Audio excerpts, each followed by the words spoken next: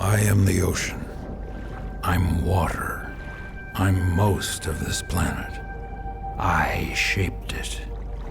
Every stream, every cloud, and every raindrop, it all comes back to me. One way or another, every living thing here needs me. I'm the source. I'm what they crawled out of. Humans, they're no different. I don't owe them a thing. I give, they take, but I can always take back. That's just the way it's always been. It's not their planet anyway. Never was, never will be.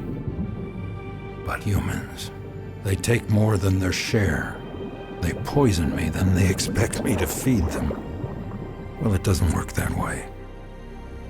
If humans want to exist in nature with me and off of me, I suggest they listen close. I'm only going to say this once. If nature isn't kept healthy, humans won't survive. Simple as that.